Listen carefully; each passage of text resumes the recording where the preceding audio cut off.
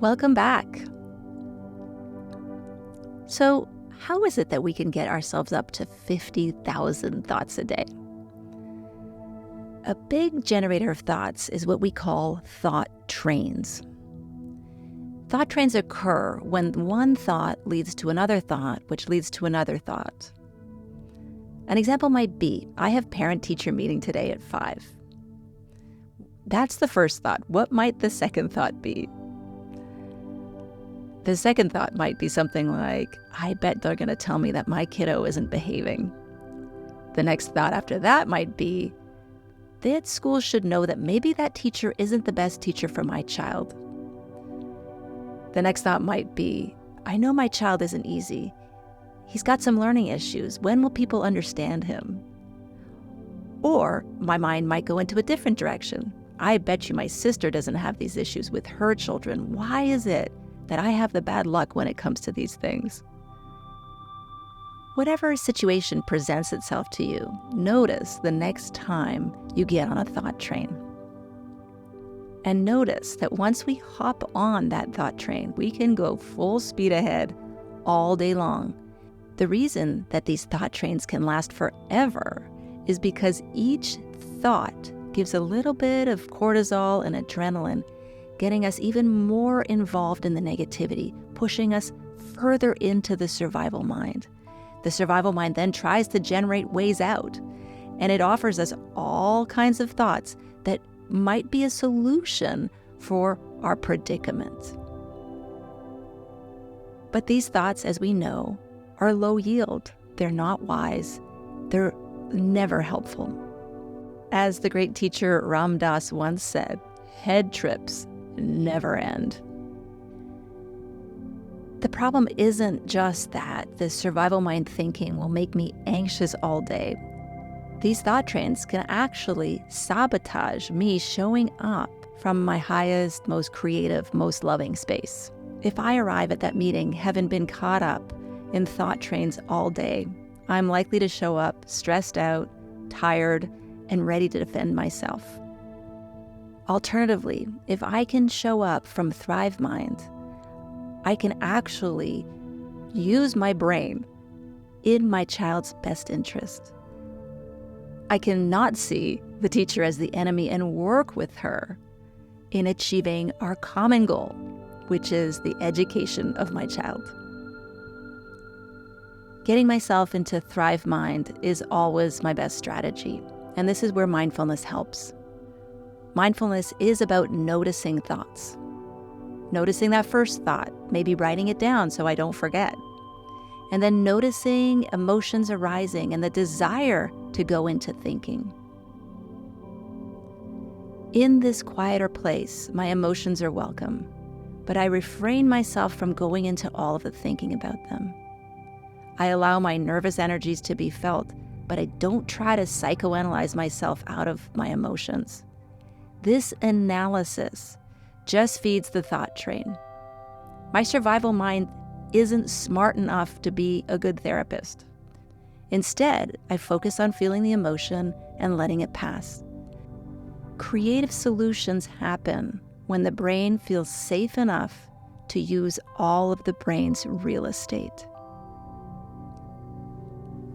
So meditation is what helps me build the muscle that allows me to move away from the thought train, to unplug the thought train's energy, which is those underlying emotions that are making me feel so charged up.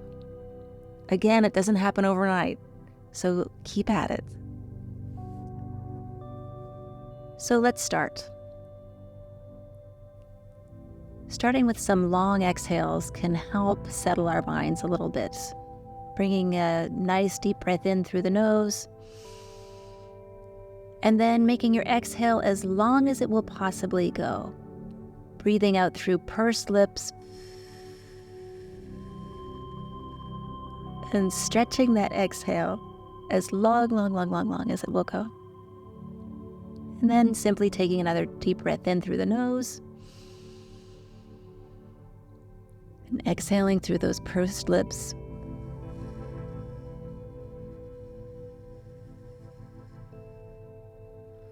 One more on your own.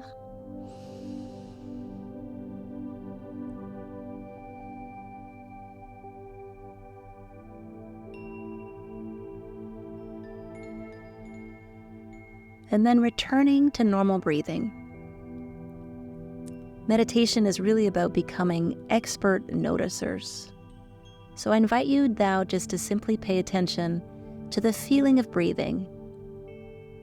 What does it feel like high in your nostrils to breathe in? Just bringing attention to that part of the breathing. Breathing in again. And simply bringing your full attention into the sensations of breathing, as if you were a scientist, noticing all of the qualities of the experience of breathing.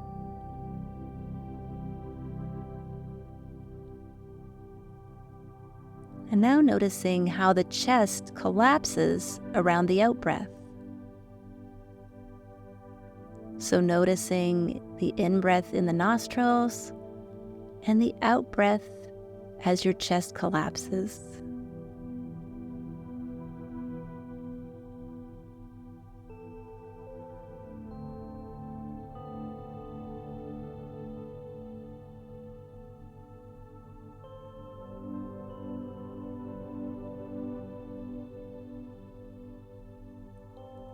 Again, this is just about being able to pay attention to breathing. Now your mind is going to want to wander. It might wander into what you're going to be doing later on in the day.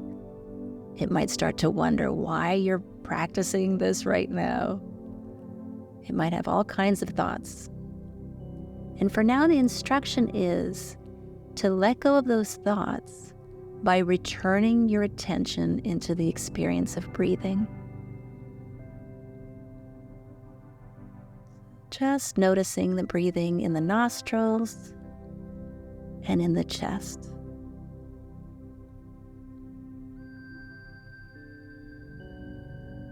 And now we'll bring our attention into the space of our feet.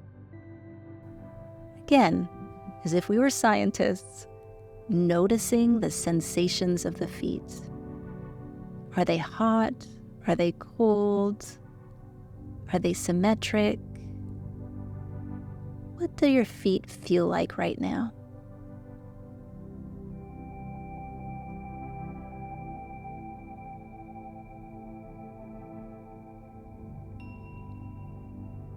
And then bringing attention into the space of your knees. Noticing if there's clothing rubbing against your skin. And then noticing inside the joint of your knees, can you pick up any sensations there? Are the sensations symmetric? Is there any pain in your knees? Trying to find the sensation in our knees is a little bit more difficult when our knees aren't actually being used. What does the inside of the knee feel like?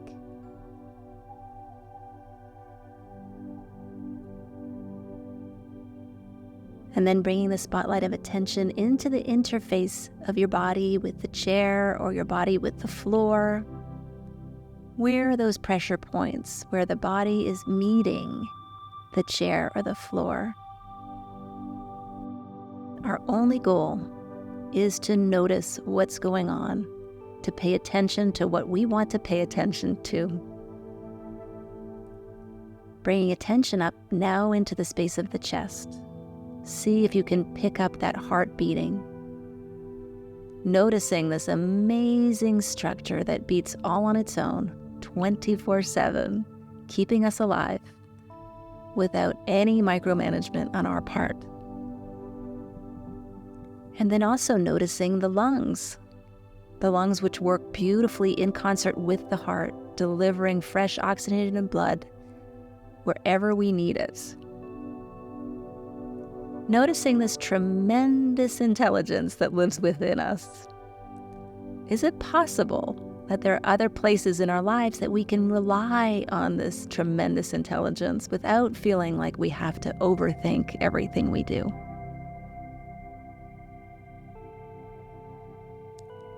And so now let's move our attention up again, this time to the space behind the eyes and between the ears.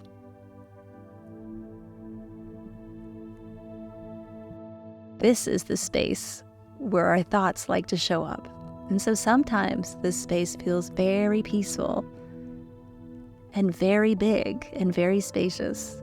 And sometimes, if you're a human, this space feels very crowded, full of thoughts and emotions that don't seem to want to settle. And that's okay. That's where most humans live much of the time. And so starting to develop the capacity just to notice these things, just to notice the thinking that's going on, just to notice the emotions that are rising. And in this space, we again pick up the breath, noticing what it feels like on the inhale in the nostrils, and noticing on the out-breath how the chest collapses.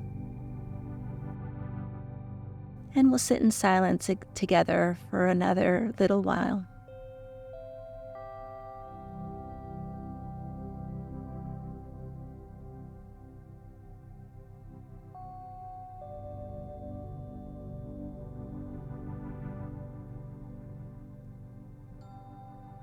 And so as we wrap up this meditation, I invite you to notice something that you're grateful for. Maybe somebody who's helped you with something today, or an opportunity that's presented itself to you. And just notice where in your body you sense that sense of gratitude. Just focus on that. Make that the object of your meditation. Breathing in as if you could amplify and magnify gratitude.